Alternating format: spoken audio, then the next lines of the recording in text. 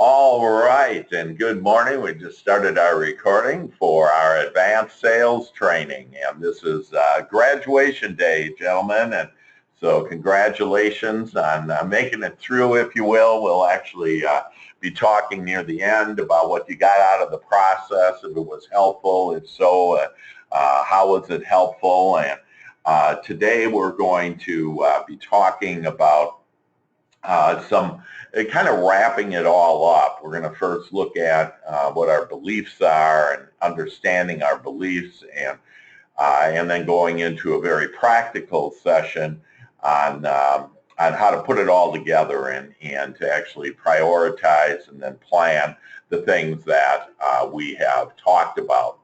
And so with that, our agenda is going to be, let me see if I can get this baby going here. There we go. And so our agenda that we're going to be looking at beliefs. Where do our beliefs come from? You know, we've been told it is done unto you as you believe. And so we all have different beliefs, different definitions of different understandings of whether it be, you know, God, what we have to do in our business, what a relationship is, who we are. We all have different beliefs. And so we're going to talk about how to create what we want, because we, in fact, are, as we talked last time, co-creators. We're the ones that need to ask. And depending on how shaded our glasses are, our beliefs are, will depend on how successful that we are. And we'll talk about a very practical way of doing deliberate episode intending.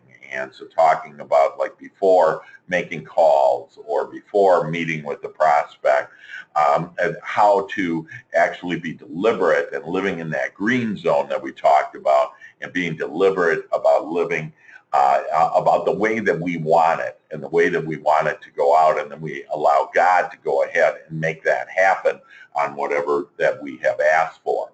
And we'll look at prioritizing our life, and finally monthly planning. And so I'd like to talk to beliefs, and again, just I've asked today for you each to have an open mind here, to just allow this information to come in, that this is advanced sales training, so it's not just the easy stuff, the things you've heard already, that these are new ideas that I'm providing you, and they truly have been proven to take people to new heights and new successes in their life, both personally and professionally. So to master your thoughts and your imagination, and thus your life and your destiny, you must first master the captain, and that captain is beliefs. And so if we can, just sit back and let's pretend that beliefs are like tinted sunglasses, and that your vision through those glasses represents the thoughts you entertain through the filters of your beliefs. Doesn't everything look different color-wise when you put on those glasses? And after you have them on a while, you don't even know you're wearing them. In fact, it's hard to remember what things look like without them, and the only way to remember is to take them off. Continuing this analogy, let's imagine that everyone in the world wears sunglasses, which in fact they do, and that no two people have exactly the same tint. Everyone is wearing something different. Some wear blue blocker sunglasses that make everything look yellow, while some wear red blockers, green blockers, and billions of varieties in between. Now, does the fact that everyone is wearing different sunglasses have any effect on reality, on what people see, or just how they see it? Isn't it possible that some people will see colors, even things that are impossible for others to see? And isn't it often easier to see the glasses others wear than it is to see our own? And so hopefully you get the idea on having these glasses, that we all filter life, and beliefs are exactly the same in this regard. Most of the time we don't even know we have them, let alone how they're operating, which isn't necessarily a bad thing. When our beliefs are in alignment with our dreams, they'll serve us. But if they're not, we have big problems. Fortunately, beliefs are similar to sunglasses in that we don't have to wear the ones we don't like. And when you think about beliefs, like, again, in a practical way, what does that mean? So if I ask you, what do you believe about people, just people in general? What do you believe about the new president? That you'll see that we all have a differing a response to that, a differing attitude towards that because of our beliefs. And so beliefs create a matrix of sorts, arranging and processing our thoughts, and without judgment, giving us, in effect, a permission mechanism to think or not to think along certain lines. For instance, you might want something with all your heart and soul, but without believing it is possible, you simply will not and cannot maintain the thoughts necessary to bring it into fruition. This explains why your hopes and fears you believe in the most plausible that you usually manifest, because they've been allowed. And the thoughts that exist just outside how you define plausible, whether outrageously wonderful or awful, are generally not manifested because they're too far, too difficult to believe in, and therefore too difficult to clearly imagine and feel. Now, let's just take a moment and think about what kind of thoughts you have, just like when you're driving your car or running errands. And so, do you automatically see yourself being interviewed by Time Magazine about the amazing success that you've had with U.S. health advisors? Do you see yourself winning a Nobel Peace Prize for helping so many people with their health? Do you imagine buying a vacation home in some exotic country halfway around the globe? Probably it's not very likely that you're thinking those type of thoughts, but remember, your thoughts create your experience and what you're going to have. And so at the same time, you're not thinking about doom and destruction or unending misery or pain or destitution or poverty. So you don't think those thoughts because they're not in alignment with your beliefs, which explain why most people's lives generally stay about the same. We keep thinking the same thoughts in line with our relatively unchanging beliefs. This is also why the rich get richer and the poor get poorer. Not because of a truth about capitalism or a statement about our society, but because they keep thinking the same kinds of thoughts they've always been thinking, either abundant or its lack, based upon our underlying beliefs. And so hearing that any comments about your beliefs? Do you think you have good beliefs? Do you have beliefs that serve you? Thoughts on that? Andy, what do you think? Yeah, I mean, I'm usually mine's about thinking about my family, so Awesome. yeah, I have plenty of good beliefs. Yeah, awesome, yeah, and because you guys are on the cutting edge, that I think you have better beliefs than most, but again, as I shared with you, that those beliefs sometimes are going to, because we're not expanding our beliefs, and one of the reasons why I asked you to expand your imagination. And so let's take a look at beliefs. The beliefs are just thoughts that we thought often enough until we turn them into thinking they are the truth. And so what we want to do is think always about momentum. So think about, like, when you're having a good day, like with calls, think about that momentum, and you'll want to continue that momentum. You'll want to continue getting that. And so whenever you have momentum going for you, you want to milk it, because it'll just get bigger and bigger and better, and it'll flow more and more into your life. Most of our beliefs are not our own, yet it's done unto us as we believe. It's been done unto us as we have not wanted, it really has been done unto us as others have wanted. So our parents, for example, when we were growing up, that they told us things that would make them feel good. And one of the things that would make them feel good is for them to tell us things that they thought was best for us.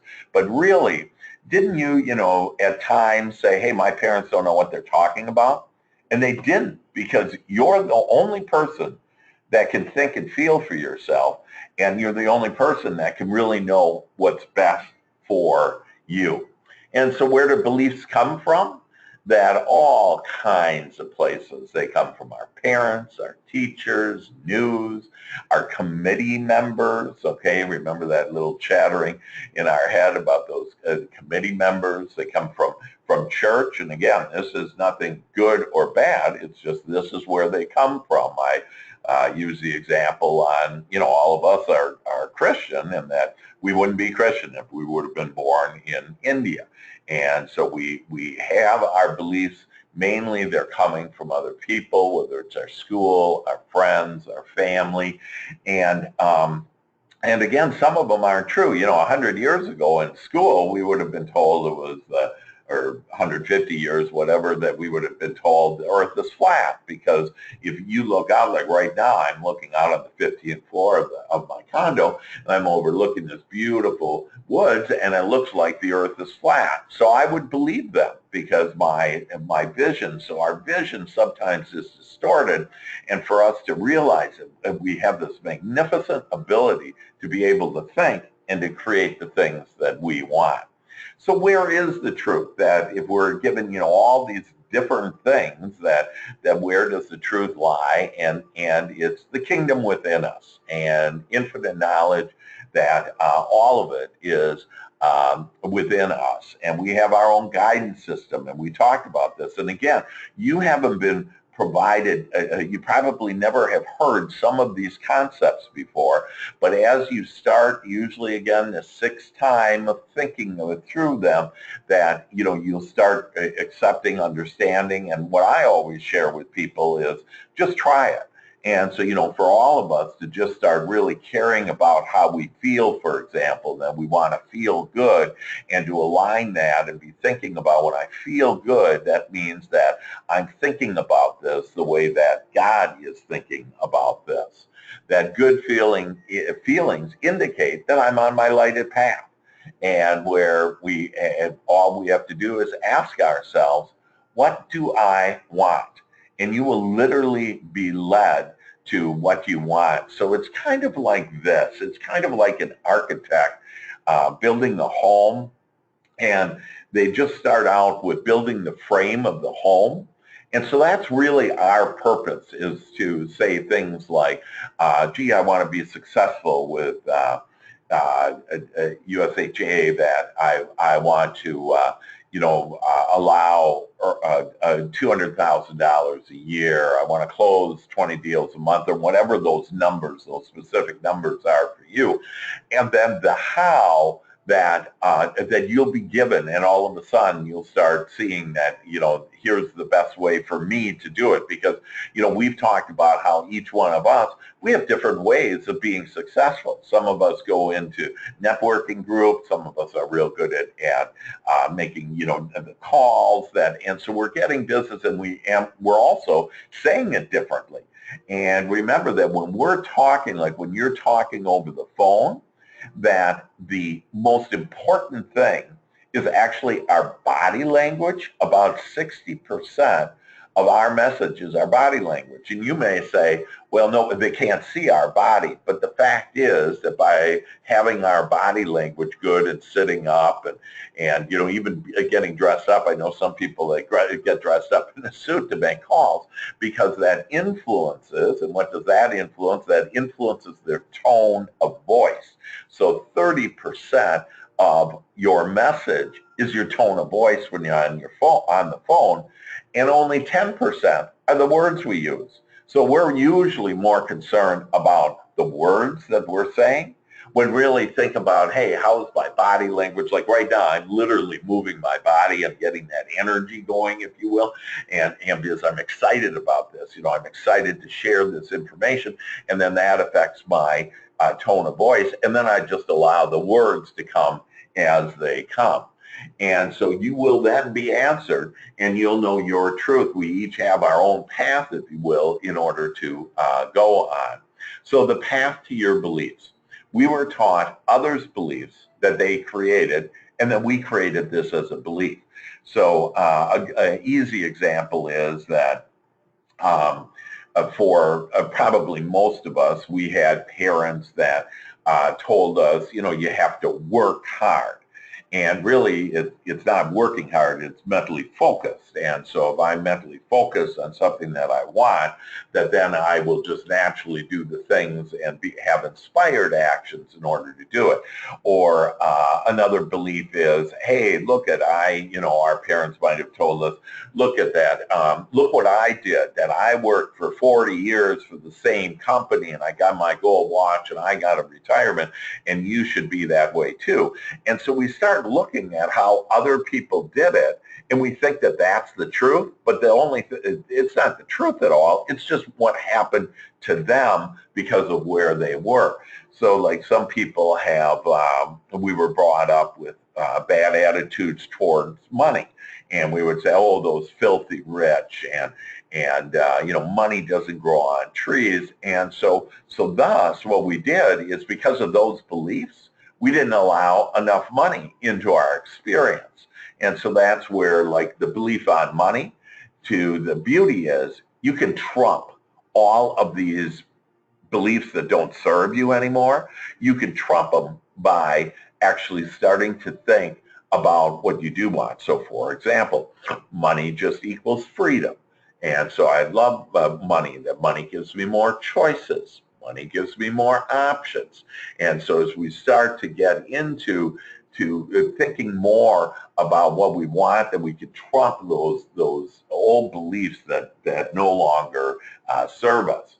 And then our beliefs create our reality. So we're back to these glasses. We each have these glasses that are shaded a different color due to our beliefs. And so like each one of you are what you're hearing today. You're receiving that a little bit differently, each one of you. And so, and depending on what your beliefs are, and so you may have some resistant thoughts. And again, my only agenda is to help you become wildly successful, and I've helped thousands of people to be so using these principles. And so it's all a matter of, hey, why don't I just, give it up, be easy, lighten up, and just start receiving these new ideas and start using them and see if I can't change my beliefs in order to change my reality. So I create my reality through my beliefs, and my beliefs are just practice thought. And so it's for us to be very conscious of the type of beliefs that we have. And so like Andy said, yeah, I think a lot about my family.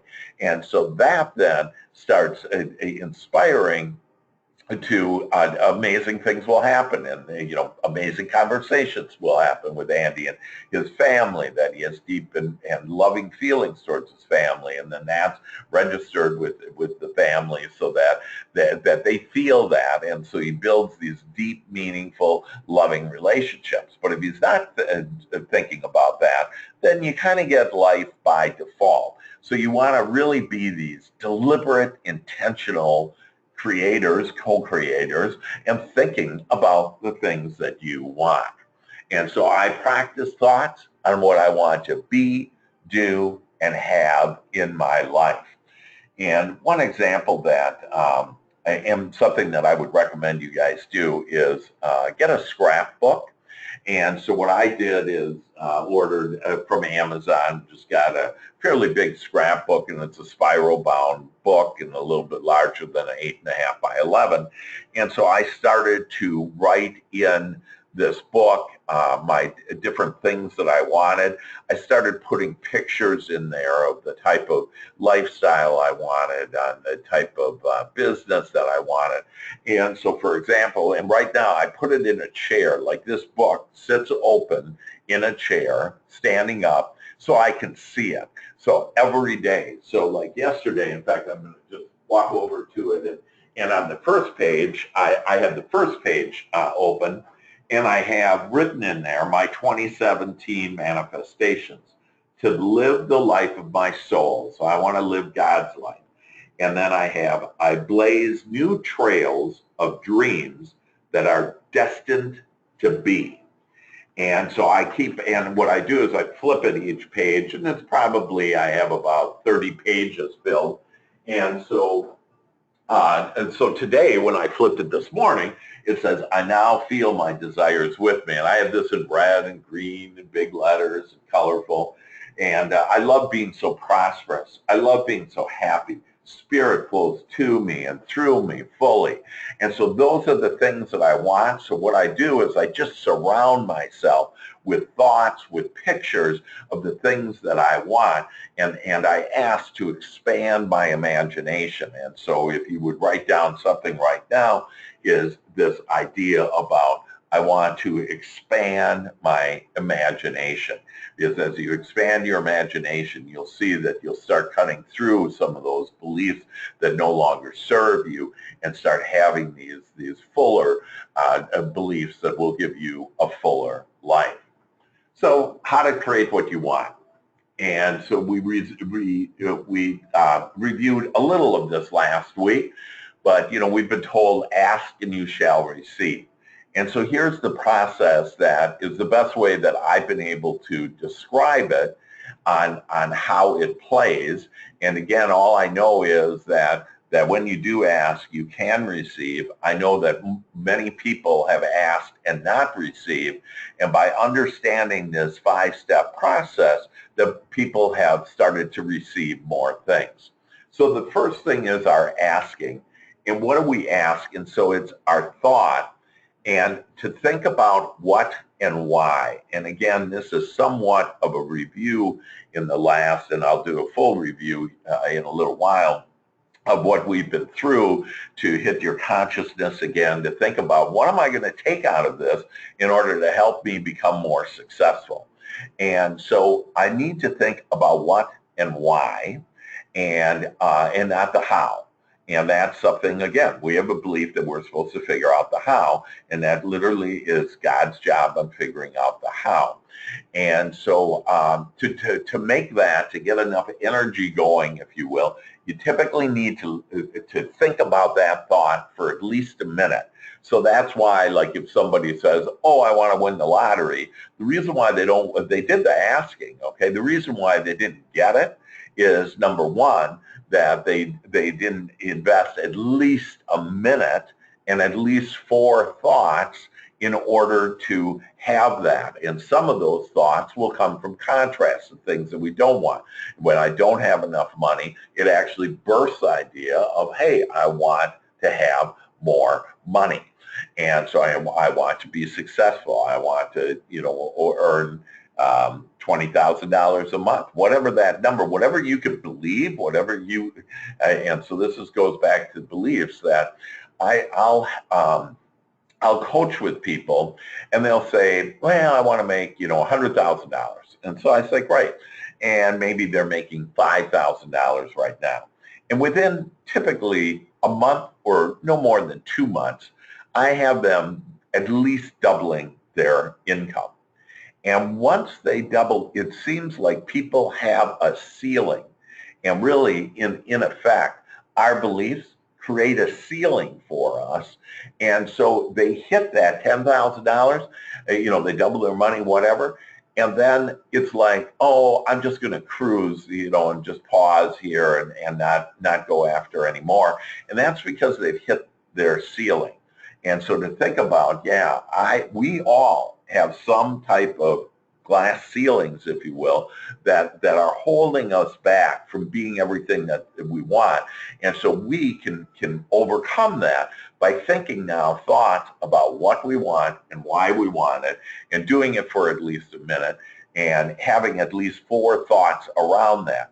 Back to my example of winning the lottery, that, why don't people win the lottery? Well, first of all, they've been told, oh, the odds of that are real bad, and so they believe that, and that you actually, and so I want you to think about this concept of you rising above the odds now, and really realizing that, wow, I can have it the way that I want it. We have the power to move mountains.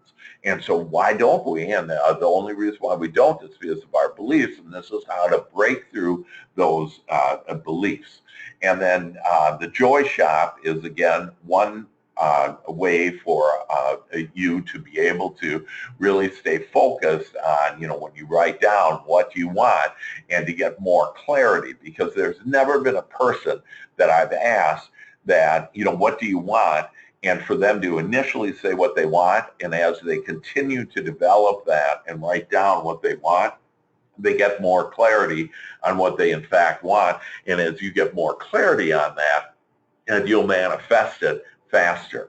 So step 2 then is our emotions, that those thoughts create emotions. And we talked about EQ, emotional quotients, last time, and how important emotions are. Your emotions, that energy, that gets that momentum going, and that, as I put it, sends that signal out to God, and that's your signal on your emotions. That's why when we say, like, oh, I've had a bad day and it can't get any worse, that's why it gets worse, is because we have that momentum of a bad day going, and then we bring it up again, oh, it can't get any worse, and then God delivers to us, if you will, even a worse day. And that's because, back to this principle about the rich get richer, the poor get poorer, whatever you're thinking about is going to expand.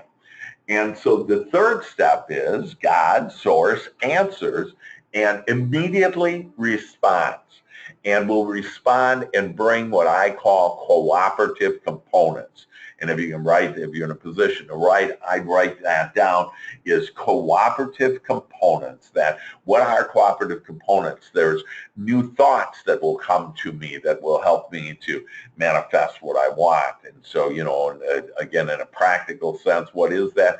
A new thought about, oh yeah, that prospect, I need to call them back. Or all of a sudden you'll come up with somebody's name on a referral partner, because we talked about how powerful referral partners are and how you guys already have referral partners, but I'm helping you to develop even further in a more disciplined approach on referral partners, where you actually have that overall, in general, if you have 10 referral partners, and those could be referral groups, those could be individuals, that, but those type of, or a organization it could be, but those 10 referral partners, that if you have 10 of them and you touch them every 2 weeks, that your business will explode.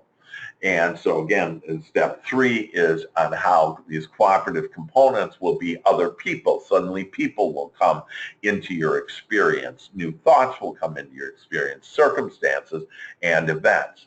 That the biggest reason why people don't receive what they want is because they don't, what I call, abe it. And abe is to allow, to believe it, and to expect it. And so, because we're talking about beliefs here, that really step 1 is your business. That's your job, if you will, is really about that thought, and to have clear thought about the things that you want and why you want them. And then if you have that clear thought, the only thing that will get in your way from not receiving it is by you not believing it to be true. Most of us have self-esteem that can increase, that we can, and so one of the things to ask for is to ask for more self-confidence. And it doesn't matter who you are, that by you asking for, it doesn't matter how confident you are right now, that I'm sharing with you that you can expand your confidence. And so you want to expand your imagination, and you want to expand your confidence on that. Yeah, I want to be more confident, that I want to believe that this is it. And the word that I really like that resonates well is to expect it. So when you ask for it, just expect it. Expect that this week's going to be a powerful week. Expect that you're going to have lots of business all year round. Expect that things are going to get better and better for you, whether it's your personal life, whether it's with your family, your health, and your business. You start expecting that, you start asking for that, and then expecting it, that it will come. What happens is, usually in step 4, our committee gets in the way. And remember, that's the doubt. Or that's us saying, where's my stuff? And so have you ever asked, hey, where's my stuff that, I asked for? Why don't I have more business? And so that type of doubt, when we're asking, where's my stuff, that actually slows us down. And step 4 here, if we don't allow it, believe it, and expect it, I guarantee you that you're not going to receive it. And so that's the last one, is where ask and you shall receive, and then it'll be in your experience.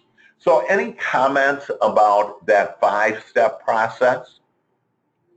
Do you believe that? Good morning, Robert. Robert, good morning.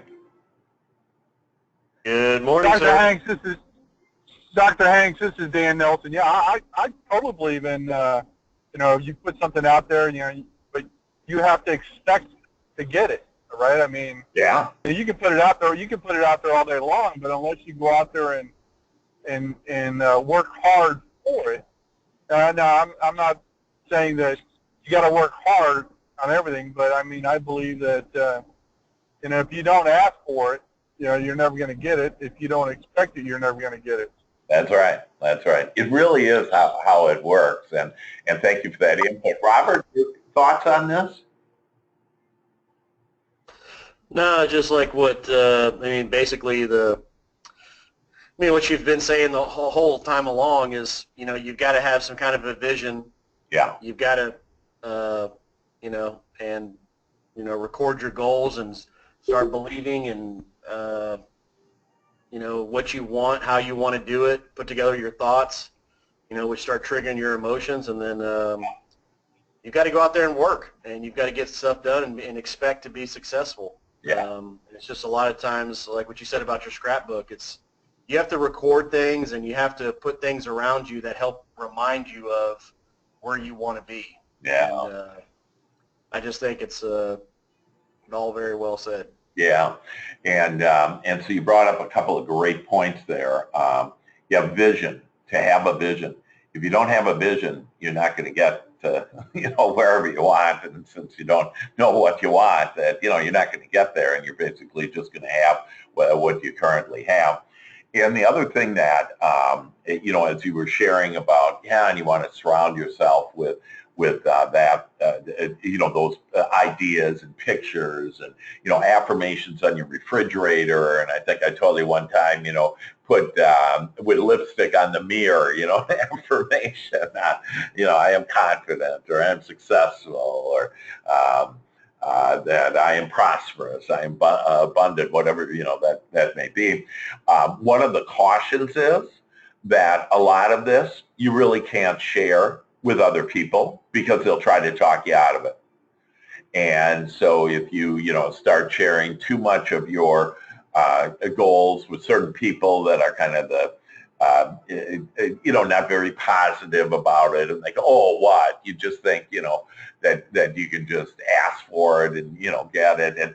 And so you'll have the naysayers. And so what you want to do is, a lot of this, and even this understanding of how life works, to try to, because you're starting to all now really embrace this and understand and feel it deeper, and really and be more active. We have 60,000 thoughts a day.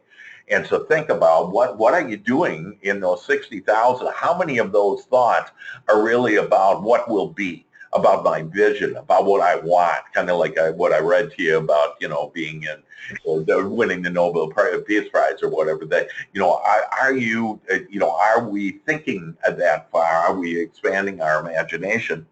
And as we embrace this more, that for you to just enjoy your life, like I live such a miraculous, such a blessed life that I really have miracles around me all the time. For example, about 15 seconds ago, a bird came and landed on my porch. Now, most porches, like I've talked to other people and they say, yeah, I never see any birds, there aren't any, and that, but I'm so connected with nature and all that is, and God and that, and so I have, and I literally, I posted this on Facebook, if any of you are on Facebook, that on, I think it was Saturday morning, that I just asked, I just want to be at one, with God and just feel the full force of God.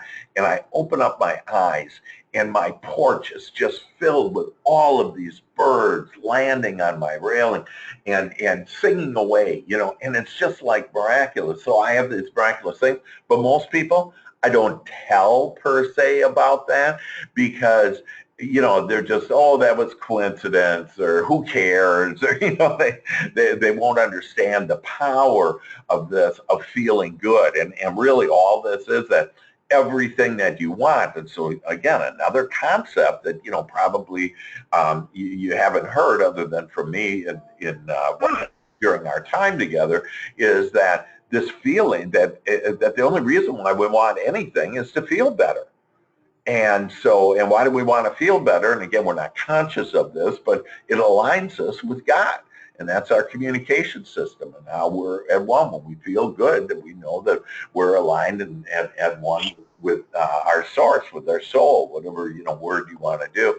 So yeah, so this is really powerful. And again, I want to leave you with our last official time together, but you guys are all stuck with me for life, if you will. But, and so I'm available to you at any time. If you have any questions, if I can help you, whether it's personally or professionally, that I'm here for you. But in our last official time together, that with this advanced sales training, that I want to make sure that you really embrace this and then keep this and hold this and start using and applying this.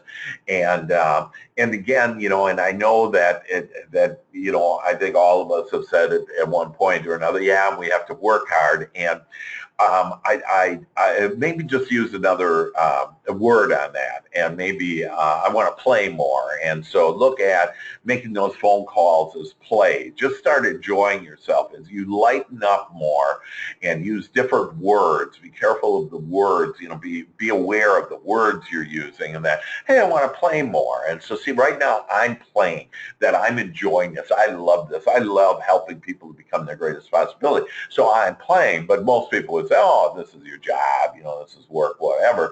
And that's the other thing, a job, like I don't use that word either. That's just above, just over broke, right? A job.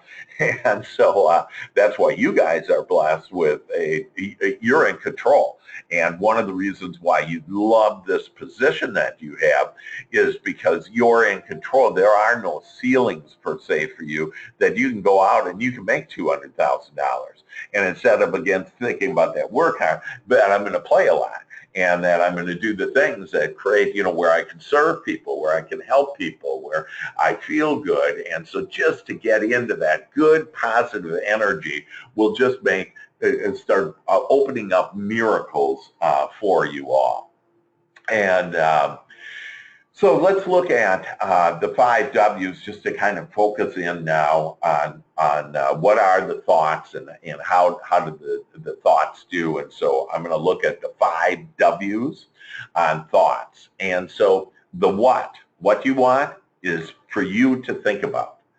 And so the why is, again, for me, for us to think about what and why, what I want. So I want to have a thriving business. Why do I want to have that? Because I want to help a lot of people. Because I want to have a lot of money. Because I want to be able to take trips. Because I want to improve my lifestyle. Because I want to leave a legacy. That I want to help my family. That, and you just get into that. But remember that, and again, using Christ's terms, that the Father does the work. And so what does that mean? So that means what and why, and then who. As far as who do I need to do, that's God's thought. And God will give you these thoughts, and so you'll have the thoughts, but where did they come from? All of a sudden you'll have a thought on, oh, gee, I'm going to go call whoever, and then that will all of a sudden come to be for you. That the next one is when. So, and again, so like some people say, well, I want to, this year, earn $200,000. And so that when is pretty good. But when you get into the details, like exactly, when is that prospect going to turn into a client or whatever, again, that will be, God will guide all of that, and so think about things that, like each one of you, if you would right now, just think about one of the most wonderful things that have ever happened in your life. And so when I think of that, I think like my first child being born. And that was just, a miraculous, miraculous time. And in fact, it's kind of a funny story that I'll share with you. So this is in the old days where you can't be in the hospital room, with your wife delivering, and it's just a separate operating room where the doctor goes in and the nurses are there. And so they make me sit down at the end of the hall. And I'm sitting in a chair at the end of the hall, and about, maybe 50 feet down that hall, and on the right-hand side is where I saw them cart my pregnant wife, into this room. And so, and they told me, don't get, just stay here. You can't come into the room, and, it'll be bad for, whatever, the germs or whatever. And so I'm sitting there, and all of a sudden I hear my wife scream. So I get up and I just start running as fast as I can into that room. And so meanwhile, what had happened is my wife, they got her up in the stirrups, whatever, and she's pushing, and finally she says to one of the nurses, and the doctor isn't there yet, says to one of the nurses, gosh, I really feel like pushing, but I just, I don't want that baby to come popping out, whatever. And we had been in labor for, I say we, that she had been, and I've been there for the last 24 hours. So she's been pushing and pushing. And so she finally says, really, I got to push, but I just don't know if I should. And the nurse goes, no, it's fine. And so when she pushes, all of a sudden, the baby comes out. Now, in her mind, that she thought the baby, it's almost like a Saturday Night Live skit where the baby had been born sunny side up, and because of all that pushing, that his head looked like a cone head. So, the cone head's a Saturday Night Live, and he was born sunny side up, and one of the reasons why it took so long for the delivery. And so to my wife, it felt like when she pushed, that the baby just flew out and was like laying on the ground or whatever. And so she screamed, I come running in there, and I go and I look, and there my baby boy is looking up at me with this cone head, and his shoulders still, weren't out. And then we settled everything. I was within about 2 minutes able to hold that, my, first son. And so it was an amazing experience. Now, back to, think about the best experience you've ever had, a momentous experience. It might have been if you had, a big sale, got lots of money, or birth of a child or whatever. So think about that. And then think about how much you had to do with that. So for example, me meeting my wife, I could have never figured out on the circumstances for me to be at University of Wisconsin in Madison and to meet her by chance in an apartment building where I was an apartment manager working part-time going through school along with the GI Bill. And so I put all those things together. I could have never done that, okay? And then having this baby, I know that, you make love and that's how they have a baby, but how that all happens and everything, there's no way. So when you start thinking about the just amazing things that have happened in your life, you didn't do any of the who, you didn't do any of the when, and you didn't do any of the where. It was God that did these miraculous things for you in order to do it. And so when you look at the 5 W's, this is the way for you to start thinking more instead of that how, thinking more about what you want and why you want it, and then you'll be given the how through thoughts, people, circumstances, and ideas. Does anybody have a great experience they want to share?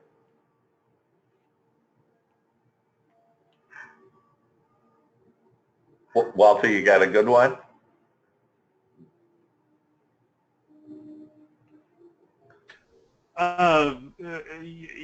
Probably the birth of my first child as well. Yeah.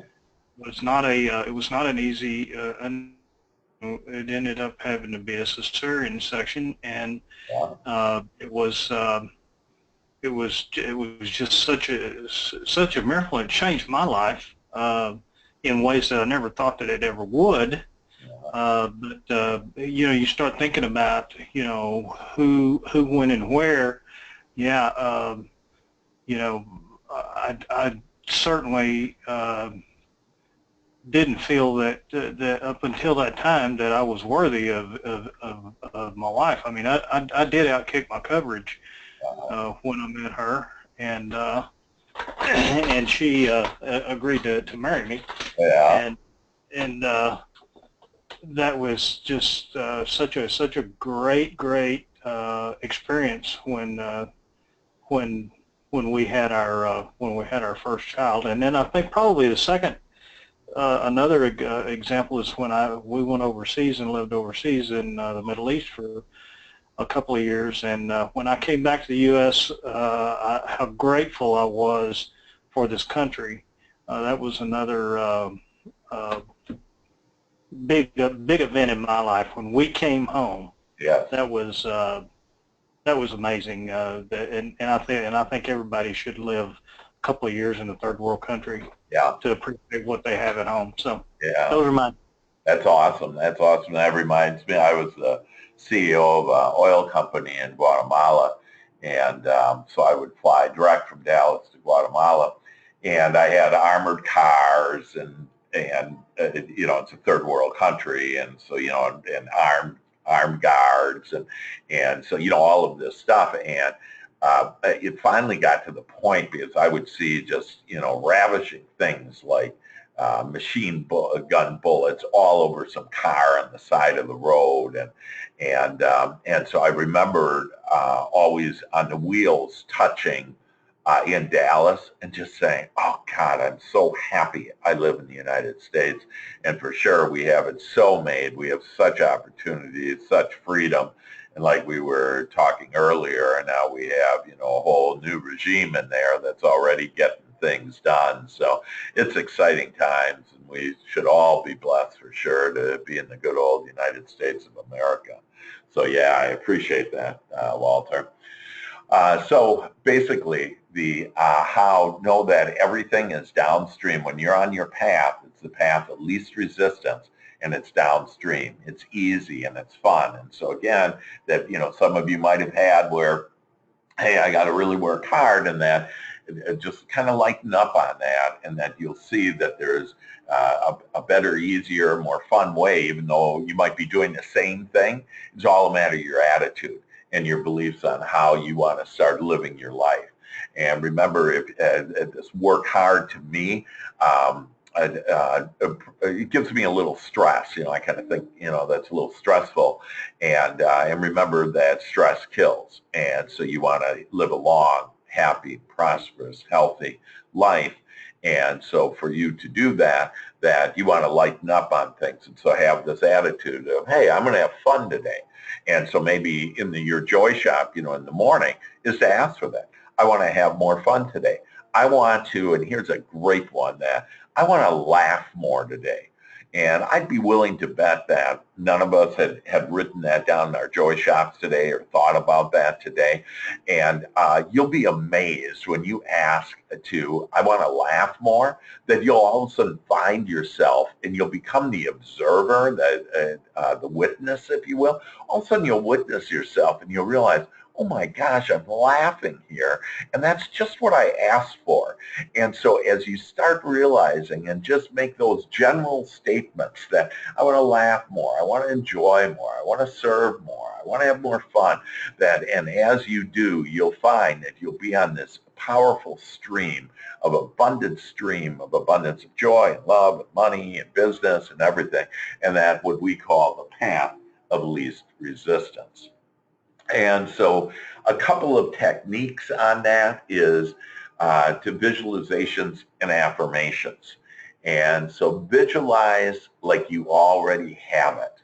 And I have this great example. I think I might have shared with you on like this one family that had this little t-shirt shop, and they made t-shirts, and it was two sons and a mom. And all they did, they were in three different cities, and they had this little mom and pop, if you will, a t-shirt place. But they would always talk to each other in these terms. They'd say like, oh yeah, and my house in Hawaii is almost finished. And the other son might say, yeah, and I took my jet over to Atlanta to see, the ball game yesterday. And then the mom would say, yeah, and I just about have my $5 million mansion. Anyways, they would always just be in this, what I call Dr. Hank's La La Land, just visualizing, talking about the prosperity and abundance that they have. And they really didn't have it. And one day, one of the sons got a call from a very wealthy person and said, listen, I really like your t-shirts, and so I'm going to invest several $1 million with you. We're going to grow a massive business for you.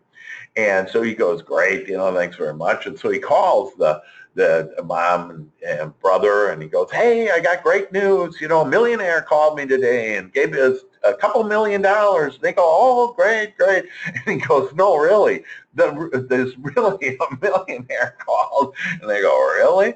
And those guys made millions of dollars, and now they are building their home in Hawaii. They are flying on their jet. So just for you to start visualizing on what you want, and again, it might not be those things, it can be whatever, just to be happy, to be the happiest man. But whatever you see in your mind's eye will appear and be within your experience. Affirmations are another one, where think about, I'm going to just start talking, I am confident, I am happy, that I am light, I am a master at time management. And we'll get into a little bit about time management here in the second half this morning. And so starting to say that I am are the two most powerful words that you can say, and whatever you say after that, you become. And so that's why when people say, oh, I am stressed, or I don't have enough time, or I'm unhappy, or whatever, that what they're really doing, they're asking for more of that. And even though, people say, but no, really, this is reality. Reality is only your previous thought that's gotten you to this time. And so the universe, God, kind of takes everything that you have, all the thoughts that you have, averages it out, and that's kind of what you get. And so for you to start thinking about, yeah, I am, and start using the words that I am powerful, that I'm a master at time management, that I'm a great closer, so whatever in the steps of our high payoff activities, I'm a networker, okay? And that I know that I think, Walter has talked a lot about how much he respects all of you other guys, and, what great salespeople you are. But the fact is, Walter, you're a great salesperson too. And so just be saying that I'm a great salesperson. I'm a great closer. I'm a great networker. And as you start saying these things, that'll start changing your belief, and you'll start changing the type of glasses that you're wearing, so that you can start seeing the possibilities and start experiencing a new life for you. Your thought. Can I interrupt you just a second, Dr. Frank? You bet. The I am statement. How do you reconcile that with, say, like Alcoholics Anonymous? Where people get up and say, I am an alcoholic. Yeah. So, you don't want to be an alcoholic.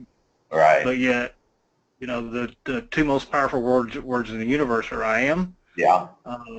So can you talk about that just a second? Yeah. So the 12 Steps AM, which is just an amazing, wonderful program, and it's helped millions of people. That what they basically on that teaching is that what they want you to do is face who you are, and then that triggers on how you don't want to drink, and so you are healthier. So it actually triggers other thoughts and other behaviors in order to do it. But basically, what that teaching is, that's a separate teaching, and again, successful teaching. And one of the things they teach is to say that I am an alcoholic. And so that's where in my teaching, where I always say, when you have something that happens to you, you first point to it, point your focus to it, or you can physically point to it, and you say, that's what I don't want. In other words, you want to admit that it's there, and then move from there to what do I want, and then start thinking about what you want. So I am an alcoholic. I have not had a drink for the last 265 days. Oh, that's very good. Congratulations. Everybody claps. And what does that do? That makes them feel good. So it's back to this feeling on the psychology of, by saying I'm an alcoholic, they feel proud because they're facing the problem. And then when they give the number of days, they're saying how long that they've been overcome the challenge, and then they feel good. And so it's all back to the same premise of feeling good. So it's a little bit around there, but does that make sense on how it's actually what they're doing is kind of taking it on, facing it, and then moving from there on that you've overcome it? Yeah, I think that makes sense. I take things probably more literally than most people do, and I am. Those are powerful words, but I'm not sure that I would agree that they're the most popular powerful words in the universe. But yeah, I agree with your analogy there. So yeah, thank you. Yeah, you bet. And what words do you think are the most powerful? Do you have any thoughts on that? Say that again. What are the two most powerful words to get you into what you want to be? Are there words? Yes, probably. I would have to say two of the most powerful words are I am. I believe. Yeah. I have faith. Yeah. Those are more than two. Those are three words, but those types of things seem to have a more of an impact than just I am. Yeah. But and that in the Bible, so I am that I am that, and so but what you say is right on. That again, for you to be able to say, hey, I have faith, and that fires you up. As long as it gets your energy going and you're fired up on it, you want to run with that. That's that momentum. So I have faith that I am, good, or that I have faith in God. That, and so those words, as long as they fire you up and you're feeling good, that you want to do it.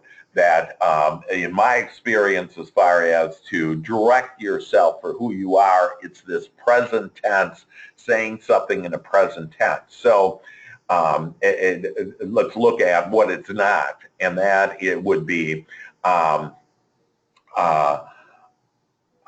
see, I will be independently wealthy. And so what happens with psychologically is that it says, I'm not it, in the future I'll be it, but the future is forever. It's kind of eternity. And so it really doesn't get you to where you want. It says, okay, you will, but not right now. And then tomorrow it's you will, but not right now. And then tomorrow it's you will, but not right now. And so that's why this more I am. Now you'll also notice though that I've stated I want.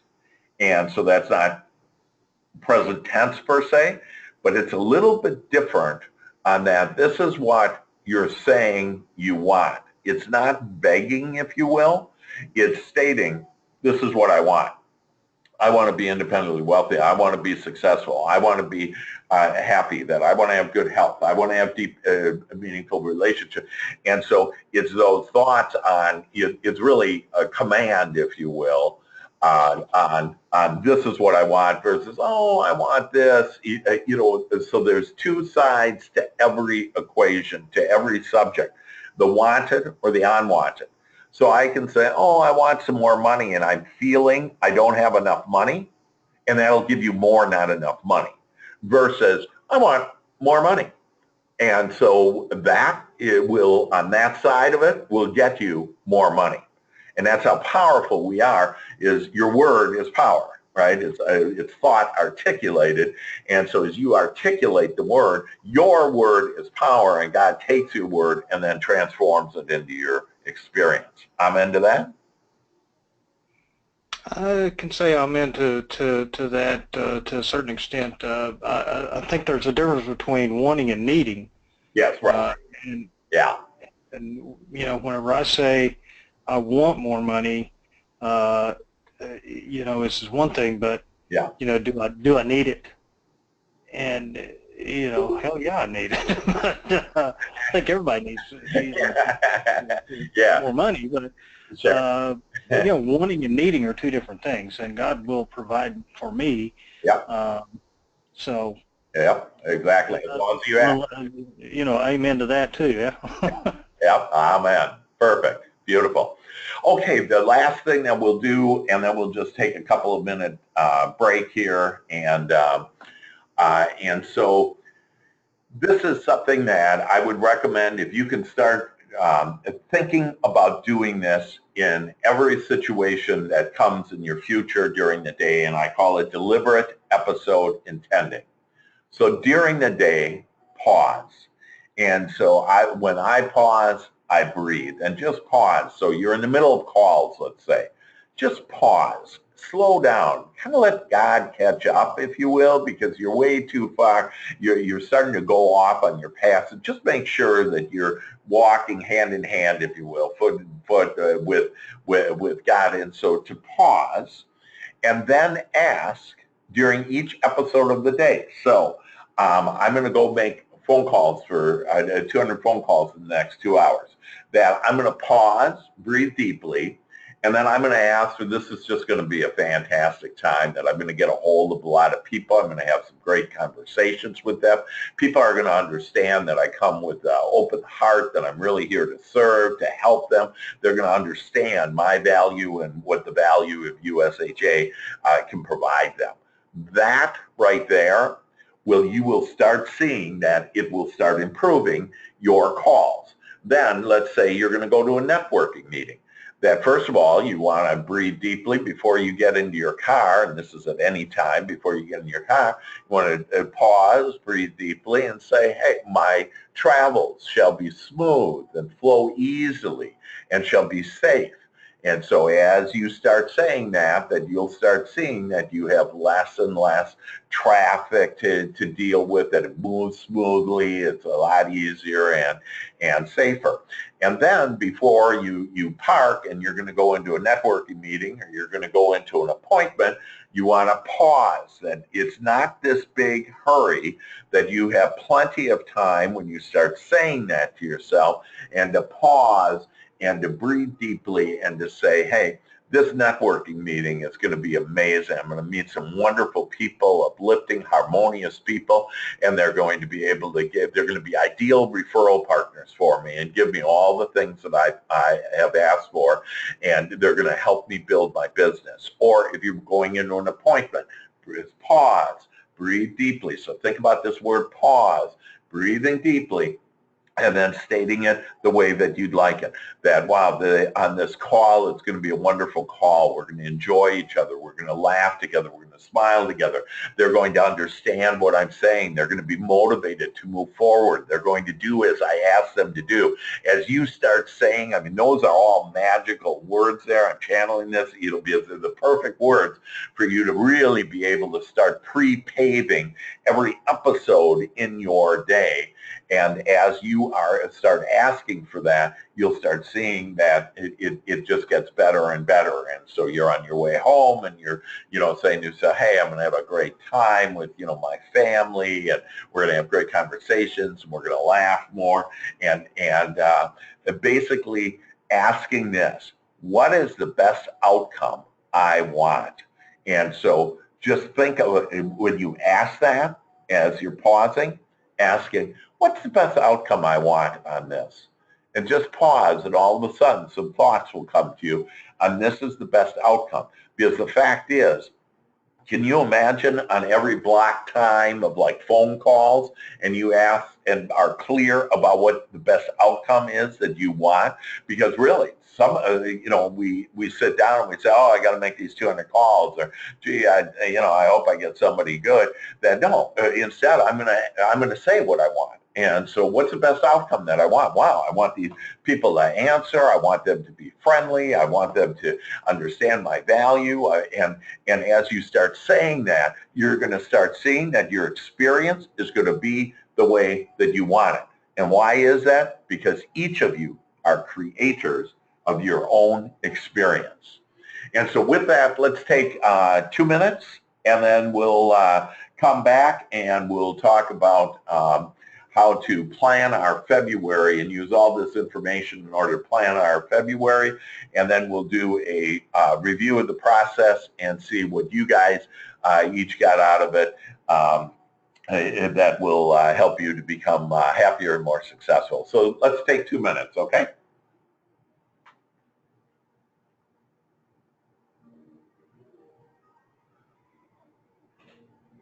And what do I do with Bella when I leave in about 10 minutes? Huh? You just sit around. Hey, I was thinking about that guy. I always say I like the idea of blah, blah, blah, if he could say I am. Yeah.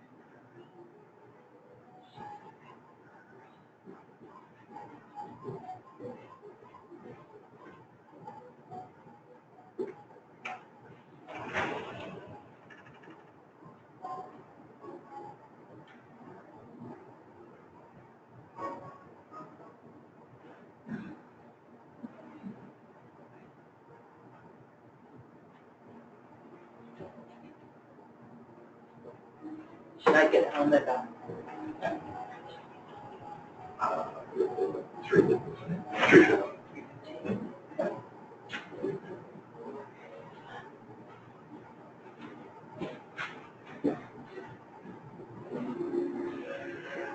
All right. So let's see. I just wanted to share with you on, here's another great, and actually my wife just came by and reminded me of this, that another great way to be easier on it is, I love the idea of. And so like if you don't feel real good, like let's say that you're not a very good closer, and so you say, I am a good closer, and you're going, that's not true. And so just saying something like, I like the idea, or I love the idea of being a great closer. And so just being easier on yourself, and you'll see one step after the next, and there's no hurry. We have all of eternity. And so with that, let's look at prioritizing our life. And I had sent you a handout looking at your mission and purpose and the different areas of your life, business goals to focus on this month. And so as we go through this, I want you to actually, hopefully you have it printed out. If you don't have it printed out, write it down on a piece of paper. But we're going to do some real hands-on now and talking about, what is our mission and purpose, the different areas in our life, what we want to do. And what I recommend to do, so you have it soft copy, but it typically takes about 2 hours to plan your month. And it again gets you more being this deliberate person, this intentional person where you don't get life just by default. You get more of it the way that you want it. And by living in the green zone, one of the ways to do that is to actually plan your month. And each month, complete the monthly planning. It's the most productive time in your month. So for me, the most productive time is the 2 hours that I take to do this. Now, for those of you that are real interested in being a master at time management, I also have a time management system that I use, and I am a master at time management.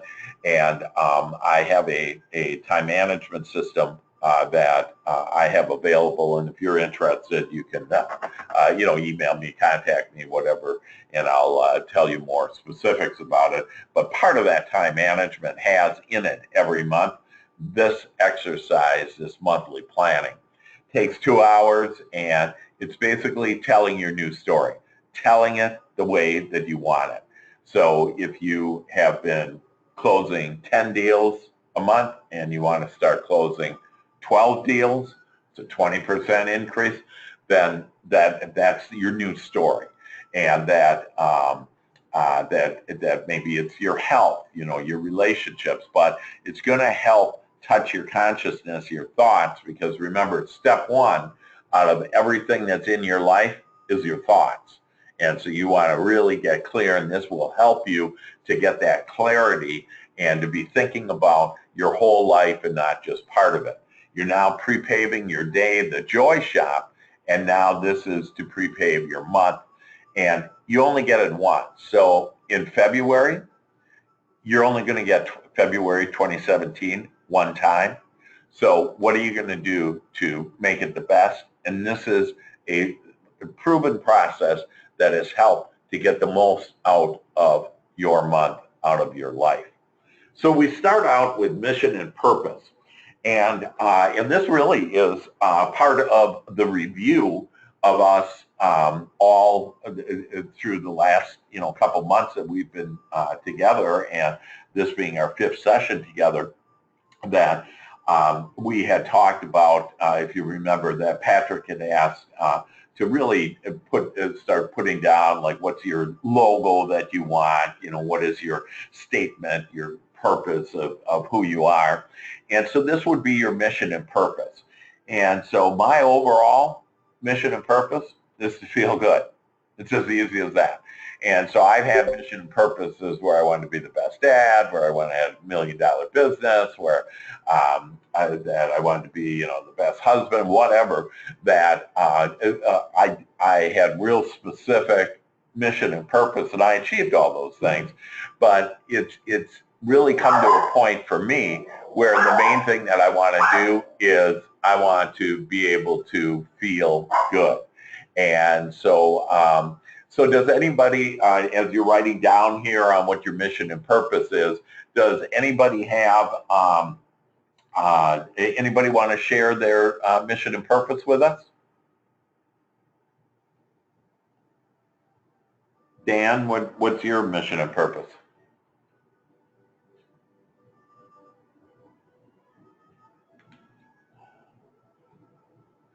Hello? Dan. Dan. I think he was on the phone, right? He might have. Right. So is this overall, or is this just for the month? Yeah. So great question. And so this mission and purpose, this is more. You do it every month, but it's more about your overall mission and purpose. So some of you have had that. I want to leave a legacy. that I want to have, deep and meaningful relationships with my family, that it would be all that. So it's kind of like, one way maybe to look at it, you're on your deathbed, if you will, at the end of your life, what do you really want? What's your mission and purpose? What's driving you? You can go from that extent to the mission and purpose this year. But what it does is it gives you the overall direction in order to fill out for the monthly, because this is like A to B. This is the B. Where am I going? And then as we start developing business goals, personal goals, that drives those personal goals and business goals, drive us to whatever our mission and purpose is. And so, Walter, do you have a comment on some thoughts on your mission and purpose? I hadn't really put a lot of thought into it, but I think overall, if I were on my deathbed and I wanted a legacy, or so, what I want what I want my tombstone to read, yeah, so to speak, would be that here lies a godly man. Yeah, and awesome. And that is probably my Yeah, mission in life, is to be known as a godly man. that's great. That's great. And would you? What about to do God's will? I think it's all about being a servant leader. Yeah. And with that, I think that there's a very, I think that can be broken down into logical steps. And one of the things that would be a mission of mine right now is to consistently be able to make my mortgage payments. That's pretty low level. That's a task. But that is one of the things that I would be my February my February goal would be to make my house, be able to make my mortgage payment. Sure. And just to be clear on where that would go is under that, under personal goals to focus on this month, and under financial and career to make my mortgage payment. And so just that clarity that, I'm saying this is what's going to happen, that I want to make my mortgage payment. And so, that feels good to you, and that's for you to do it. So you go back to on your mission and purpose, that to be a godly man, and one of the and a servant leader. You hit on something really powerful there, that the servant leadership, and that I'm not sure on how familiar all of you are with servant leadership, but truly to serve and to have that mental attitude on that I'm here to serve, and really, like, initially for me, in my initial conversation with a prospect, it would be my goal would be to provide this information, to have them informed about this amazing benefit that you have to offer them, health benefit that is like no other in the United States. And so to just go to that first point, because that in essence will then fall into that servant leadership, servant maybe godly, and for your words, servant godly leadership on that you want to be, and then to be able to then highlight that under, and so we'll move to the next part down there, personal goals to focus on this week. And so financial and career, so Walter, you'd write in there that, hey, I want to make my mortgage payment, and which is awesome. Now, under personal goals, under family, so what I want you to do is think about February and think about what you want special. And so Patrick was sharing with us that he was at the inauguration this week of Donald Trump, and he was at the military ball, which I actually saw on TV, and when Trump went in. And one of the things he did is he was thinking forward about February, and he actually made a reservation for Valentine's Day for he and Lindsay, his wife, to spend in a Trump hotel in Washington, D.C. So if that isn't cool, and if that isn't special, and so for all of us to look at February and say, hey, what are we going to do in February? So for those of you with spouses, significant others, whatever, that might be a really good one to look at, because you have Valentine's Day on February 14th. And so instead of running out on the night of February 13th and trying to get some decent flowers, that you maybe want to get a card and those flowers like on Sunday, and then surprise her on that Tuesday for Valentine's Day. Or, and it's probably already too late to do this, to take her to a nice restaurant. That most of the nice restaurants are already taken. I've already have a reservation in Egypt for my wife and I for dinner that night. And so but for you to be intentional and deliberate on what am I going to do with my family. And so other things with your family can be, I want to, maybe it is, and we're going to talk about the 1 to 31 tracking sheet here, but that kind of keeps you on track on thoughts or behaviors that you want every day. But maybe it's quality time with each child every day or twice a week, or whatever the situation is, but to be intentional. So I want you all to write down something with family on how you want to be deliberate and intentional in February with your family. And that financial and career. So what's the main thing that you want to do in your career or financially?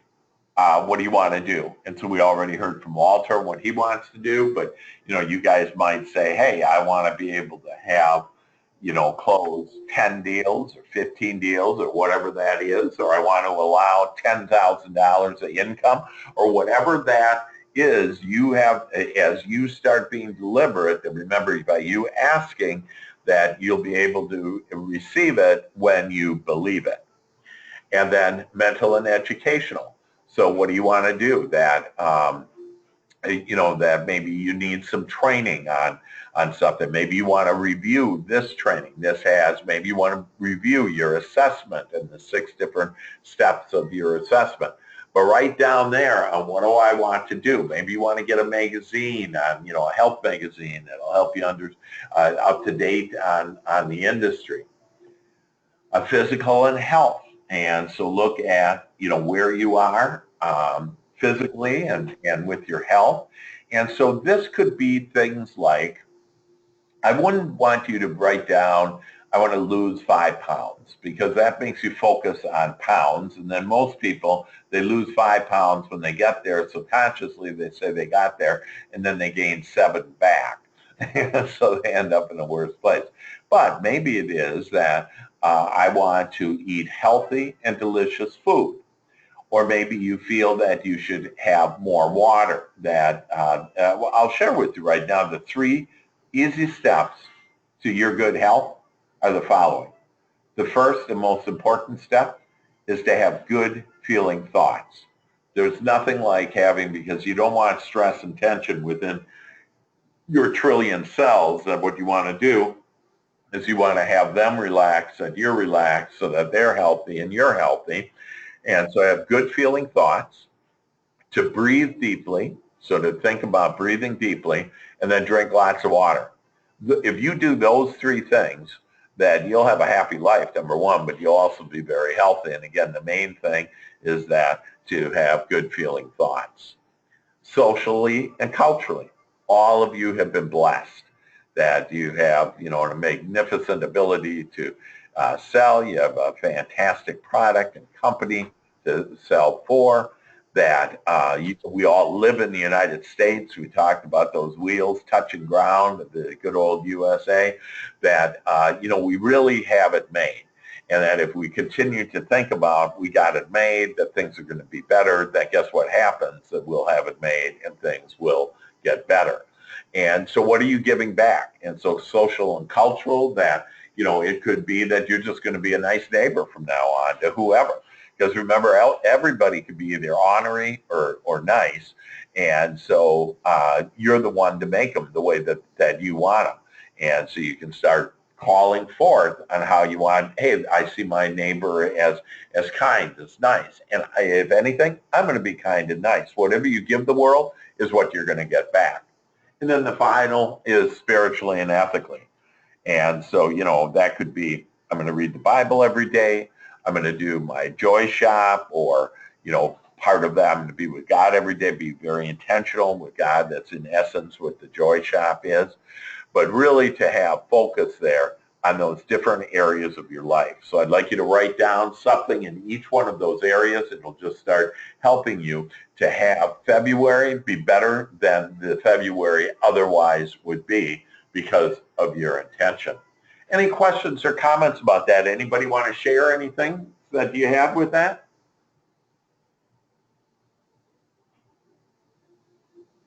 All right. Yeah. No, I think it's Andy. I think it's always a good idea to write down, I mean, you know, those things you want to try to do. I mean, that's one of the things. Dan probably got off the phone. He had a 9:30 meeting down on the south side of Houston. But okay. He's real organized. He's real good about that. He keeps goals. I mean, you go into his office, he's got everything written out, where I'm the ADHD, so my stuff's scattered all over the place in about 8 different books and 13 different small pieces of paper. But I still think writing it down just so you kind of know where you want to head each month is probably not a bad plan. So yeah, I agree with that. Great. Yeah, and I appreciate you, Andy, saying, hey, you know, that's kind of what I have, and then most of those statements, though, you don't want to say anymore. Yeah, exactly. That, you know, you want to say, I am organized, that I'm clear-minded, I have lots of clarity, I have the clarity of God, that my office is clean, that and organized. That as you start saying those things, you'll start being that way. And so just imagine for all of us that as we become intentional in the different areas of our life and what we want to do in business every month, that what you're going to do is you're going to start creating new habits. The most important new habit you're going to create is a new thought habit. You're going to have new thoughts now, better thoughts, higher feeling, higher vibrational thoughts about what you want. And so you're going to start building those new habits of thinking, and then new habits of being and doing. And so, and that's where this, you know, inspired action steps come in, where you'll actually be inspired in order to and you'll see that if this month you have that intention, and then you do next month, that within a few months, you know, it could be a few days, a few moments, but, you know, certain things that you've been all your life, that you don't have to be that way anymore.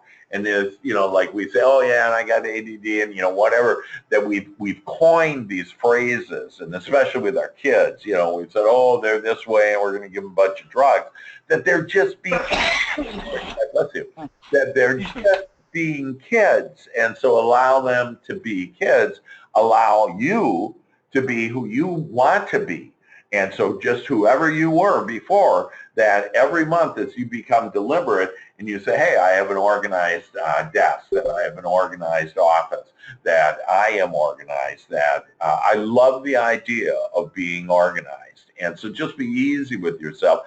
And the more that you say these, think where you're going to be in 6 months, by the summer, think where you're going to be by the end of the year, think how much better things are going to be as you start calling forth the way that you want them. So I appreciate your input on that, Andy. And so then business goals to focus on this month. So part of our process has been to help you to really focus in on how important ideal referral partnerships are.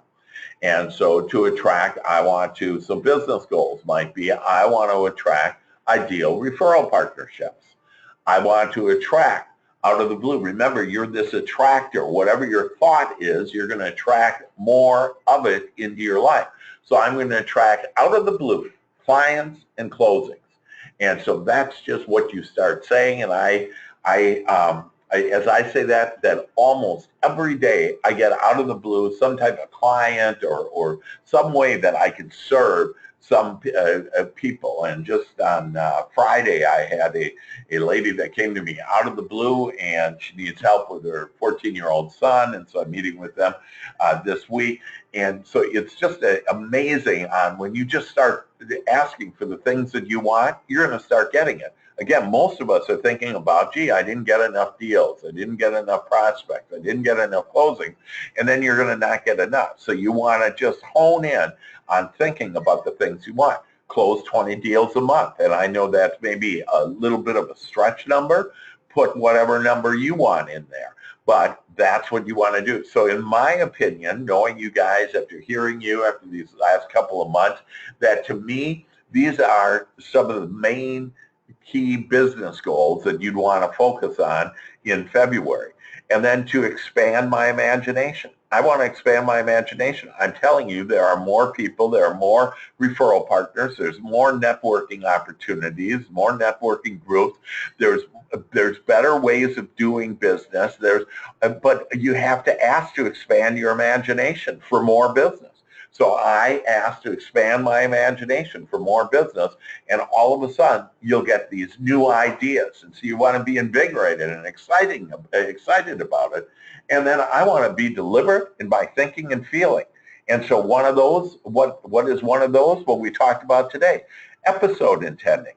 And so I'm going to start taking the episodes before an event happens that I'm going to attend or do, that I'm going to pre-pave it. I'm going to take that episode, I'm going to be intentional on the way that I want it. And I'm going to ask, what's the best outcome do I want from this?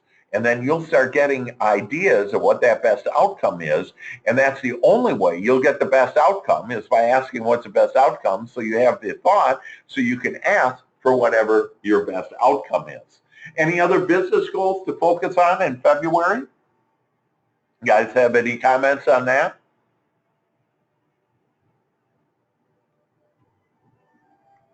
Okay, that top personal and business goals. Now this is where you start prioritizing.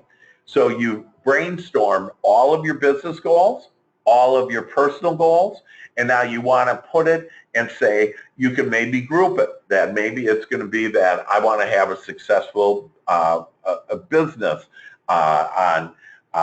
in February. Or, the bottom line of all that is how many closings or how much money. So maybe you want to just do, take all of those business-related goals and say what you want. This will help you prioritize. So maybe it is, wow, Valentine's Day, I want to make sure that I really make this a special Valentine's Day for my significant other. And, or with my kids, I want to develop, even a better relationship with my kids. Or I want to invest quality time, or I want to take them to a park on a Saturday in February. Just start getting intentional. Or I want to take them to, a museum or whatever. But as you become more deliberate and ask to expand your imagination, you're going to think about more ways in order to have the life that you want. So again, take and prioritize all of those personal and business goals and put it on this page. Then look at your high payoff activities. And again, a way to kind of, as a review, we looked at during this process, what are my high payoff activities? So I've written in here, in my opinion, this would be my high payoff activities if I were you, that I'd want to plan my day. And again, I use that with the Joy Shop and with my time management system, that I want, and I want to start calling forth the way that I want it. I want to make 200 calls per day. I want to have 2 presentations per day. I want to contact at least 2 referral partners per week or per day, whatever that, however you have your business managing. But eventually, you'd like to be able to meet with 2 referral partners every day. And again, that could out of the 5 days per week.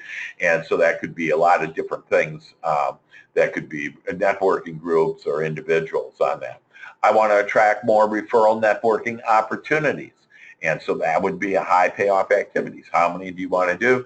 And then how many closes do you want per week? And so I have down there that, hey, out of those 200 calls and that networking that I get 10 presentations, and I want to do, about half and close 4 deals a week. Again, you can put your own numbers in there, but as you focus in on your high payoff activities, you can list whatever high payoff you think that's going to build the business. But I would start actually tracking how much time you're in these high payoff activities. Most people I know are in high payoff activities about 30% of the time and 70% of the time in low payoff activities. So be looking at, hey, how much time am I really investing in my high payoff activities? Then the next one is imperative project lists, important project lists. And so imperative are, this I have to absolutely do right now. And so that might be, hey, I need to join this one referral group. And so you put that in.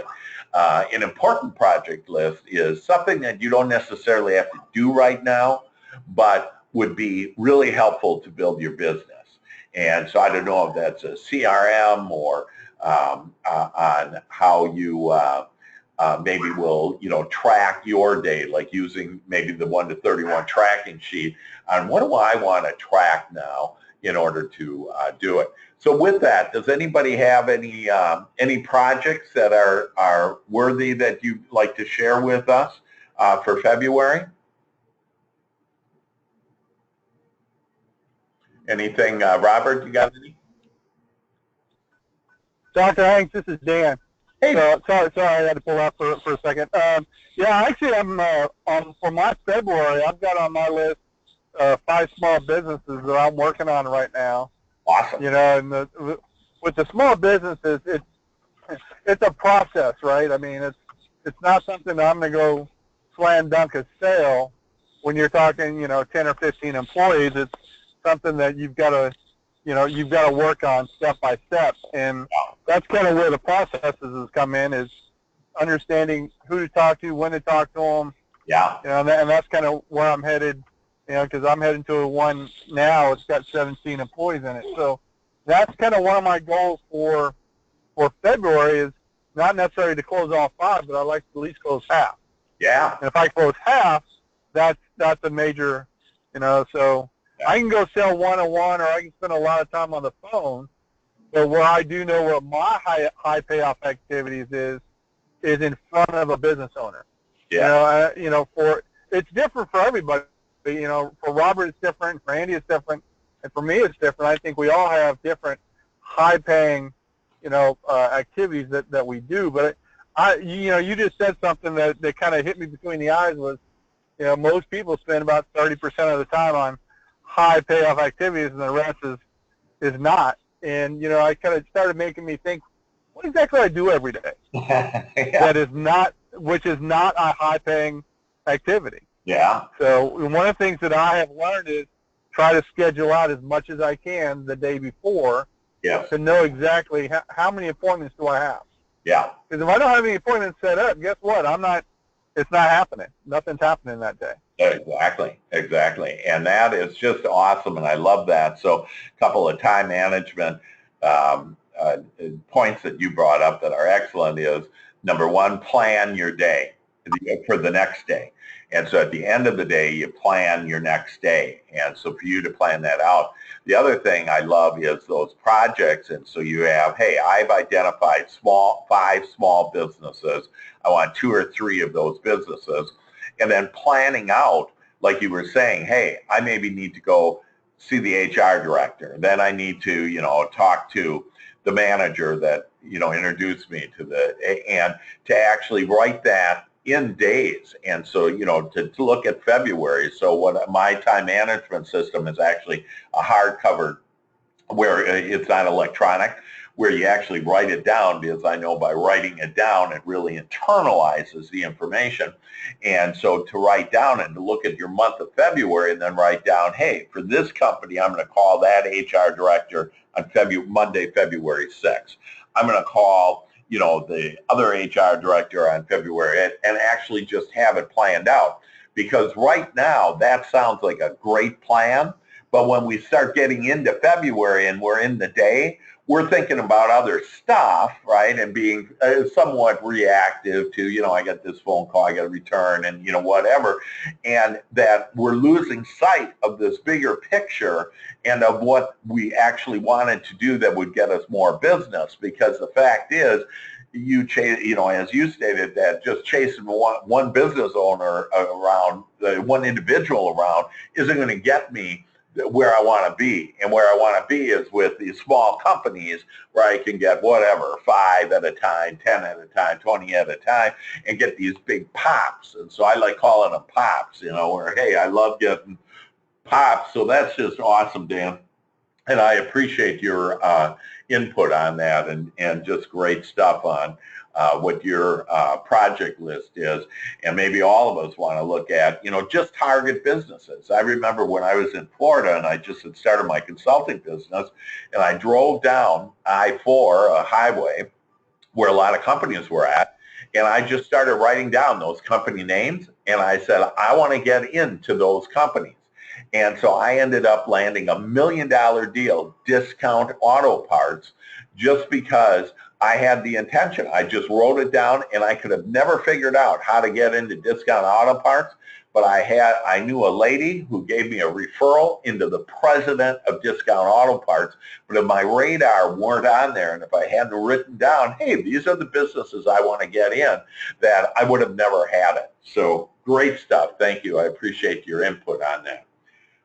Here's a 1 to 31 tracking sheet, and basically what this is this is the 31 days of the month, and of course, for February it'll be 28. But these are either thoughts or business goals and activities that you want to, personal or business, that you want to have every day or several times per week. So personal goals, it might be, hey, I want to have quality discussion, with my kids 3 times a week, that I maybe want to play in instead of workout. I call it play in, an exercise 3 times a week. Business goals that, hey, I want to set at least 2 appointments. Maybe I want to target that. I want to get every week 2 small businesses that I want to talk to 2 small businesses every week. That and then other high payoff activities. In fact, you could put all your high payoff activities. So at the end of the day, that, like, for example, you had brought up, Dan, on I want to be in front of business owners. And so I want to be in front of X number of business owners per day. Put that under business goals. And then after, so let's say it's February 1st, at the end of the day, you'll review this sheet and you'll say, hey, this is, here's this sheet on the 1st, and you'll put down the number 2, I talked to 2 business owners, or you'll put a check mark if it's just, an activity like I want to, play in or work out, if you will, physically. And so what this does is it keeps you on track on your high payoff activities, because you're exactly right, as Dan indicated. What do I do during the day? Because you will be amazed, and I would suggest that each one of you actually track, and if you're interested, I can send you a way to track your activities during the day. Every 15 minutes, you track what you did in that day, and you'll be amazed at how many things you're doing that aren't high payoff activities. So 1 to 31 tracking sheet is critical. And so with that, I'd like to just review and then hear from you guys in the few minutes that we have remaining on what you got out of the process. And so, we started in week 1 and we looked at the behaviors, the 4 behaviors of mankind, and it's DISC. And so we found that with the driver, if I can be efficient with them, I identify what behavior they are, and with the driver, I'm efficient with them, I'll open up the shade of communication. With the influencer, I want to be stimulating. I want to be up there. Then I want to be happy and open, because that's how they are, talkative. That with the study, I want to be agreeable, okay? And so most of you are not and don't have that S in you, and 40% of the population is that way. So you need to recognize, oh, this is a study. I need to slow down a little. I need to be agreeable with them. And then the conscientious, I want to be accurate. We then in week 2 talked about what motivates people, because if you're not talking to people about how they make decisions, it's not going to help you, and you're going to be talking your language and not their language. So this helped you to expand your understanding that people have their own language, and they're mainly motivated by utilitarian, wanting a return on investment, by theoretical, wanting knowledge, by individualistic, wanting to be the best, by aesthetic, and that's form and harmony, and that people wanting, form and harmony. Hey, how does that insurance work? I need to understand what that form and harmony is. Some people are social, and so they're looking at helping other people. So you would present to that person on, hey, you can help your family this way and give them good health care protection and be able to leave a legacy. Because in fact, if you don't have health insurance, you have a financial gap. There's a hole in your financial plan, and here's how to do it. We then talked about areas that we think in, and that there's these red zones. And what we want to do is we want to live in this green zone. We want to be deliberate and thinking about what we want. And then we talked about our emotions and what a vital area that emotional intelligence has been proven in business to be the most important way to success. The most important attribute is to have a high EQ, not IQ, but EQ. And so for us to care most about how we feel, and knowing that as we feel good, that we in fact can get to the things that we want and have all the things come to us as we want. Today we talked about our beliefs, and that there are beliefs that no longer serve you. And I want you to identify those beliefs and say the opposite. Say what you do want as far as having those beliefs that support you. Because remember, you can think it about what and why, but if you don't expect it, you're not going to, and you don't believe it, that you're not going, and you don't allow it, that you're not going to receive it. And so to be looking at, what are my beliefs? What do I need to change in my beliefs in order to allow more abundance in, more happiness in, more joy in, more love? How can I be a better servant leadership and do God's will? And then we talked and just finished up on how to prioritize your life every month. So this process will continue to flow and help you grow as you move forward.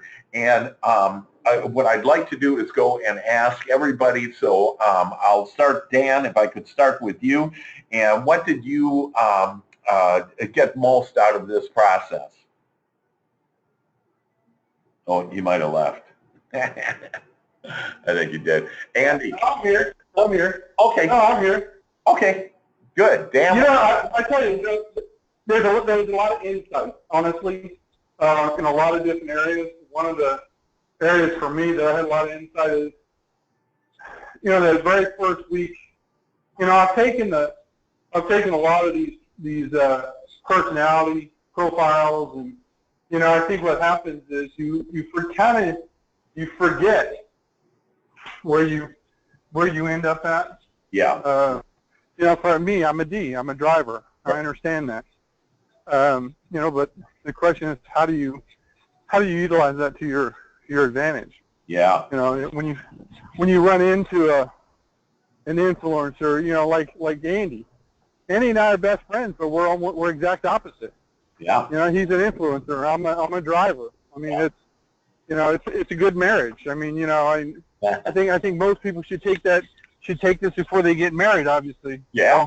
Yeah. I'm a believer also in. We kind of talked today about how you look at things. Yeah. I'm real big on affirmations. I mean, people will tell you that you come in my office and I've got things on the walls that says, you don't get anywhere unless you know where you're going. Yeah. I've been network marketing for a lot of years. I've done a lot of training.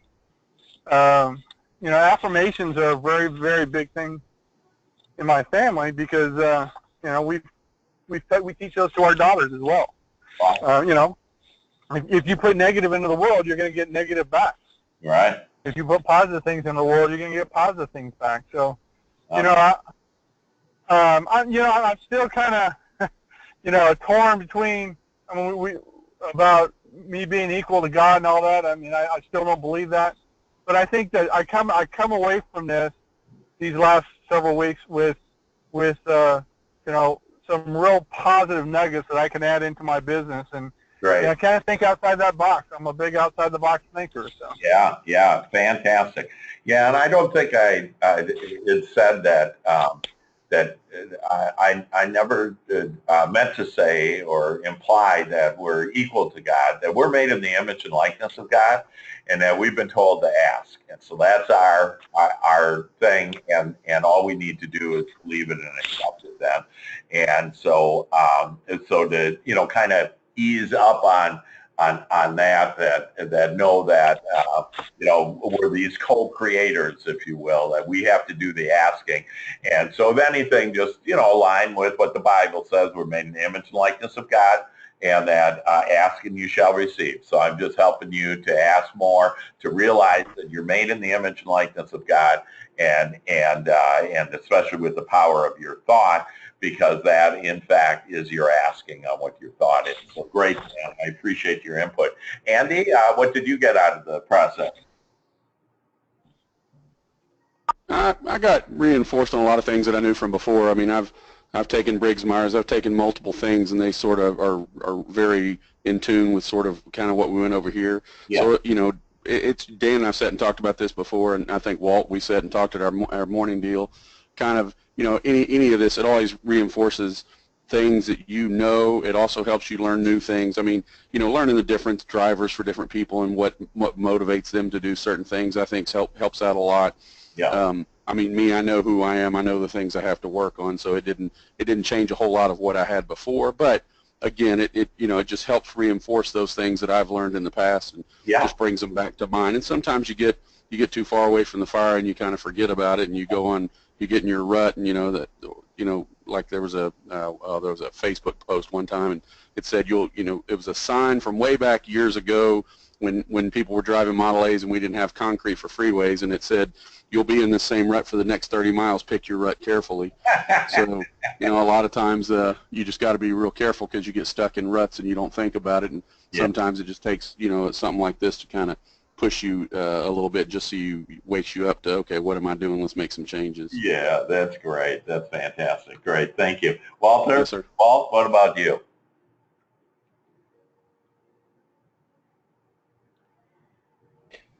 Okay.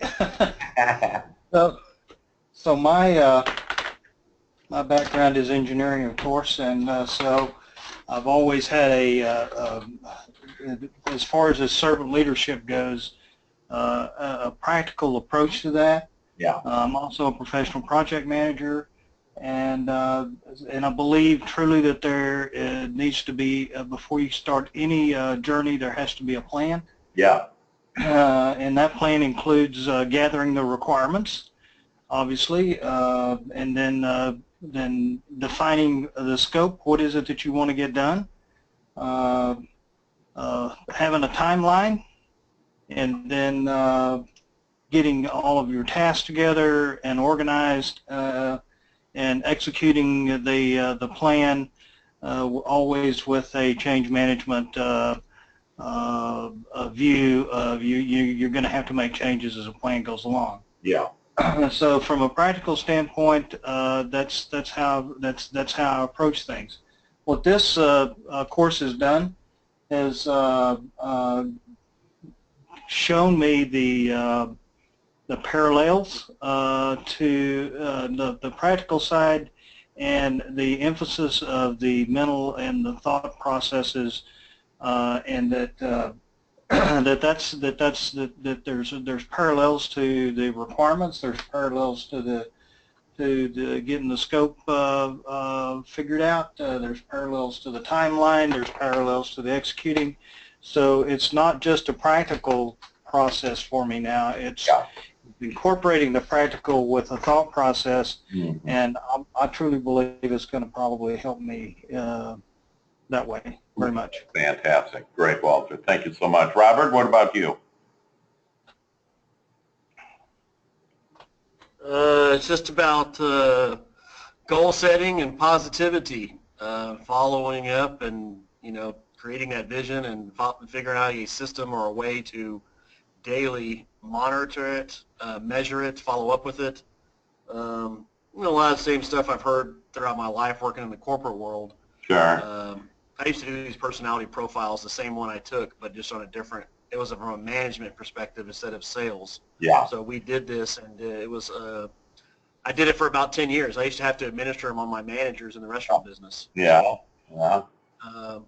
but, I mean, it's really great and refreshing, and it's helped me, now I'm with this new company and doing different things, it's helped me to basically get more organized and set my goals and start figuring out how to better myself as an independent agent. Yeah, great. Fantastic.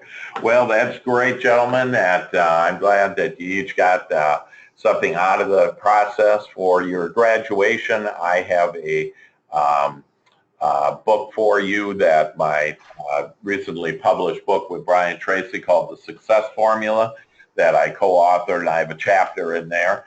And so I personally have signed a copy of the book to each one of you, and Patrick has that book, and we'll be giving that to you. So that's your graduation present. That I have thoroughly enjoyed being with each of you, and you guys are really rocking salespeople.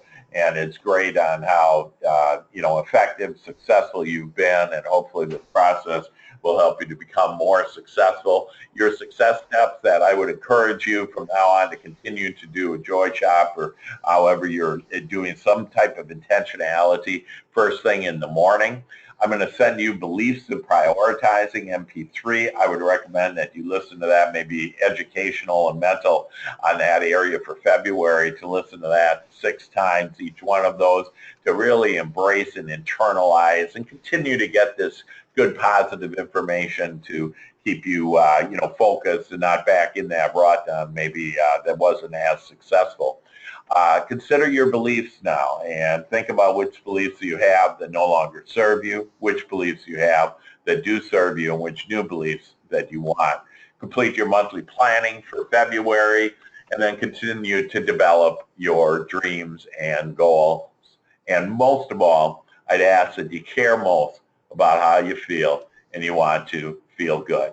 And with that, that concludes our advanced sales training, and it's been a pleasure. And I thank you all. And anybody have any other closing comments before we leave? All right, gentlemen, thanks so much. You have a great day, and if I can help you in anything, just let me know, okay? Thanks a lot. Bye-bye. Bye. Thank you, sir. Thank you.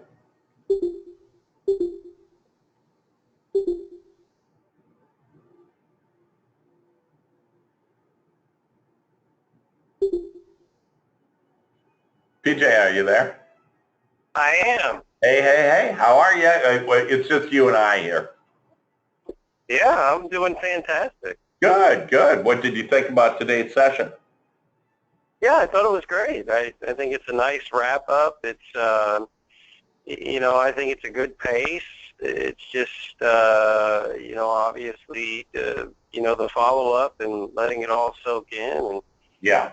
And seeing what happens with the implementation of the program. So yeah. In a way that, maybe what we could do is with Brandy, do they meet as a team at all? They do, yeah. They actually have a Wednesday meeting and then a Friday meeting. So the Wednesday meeting is a training meeting, which usually includes the national base along with the regional directors.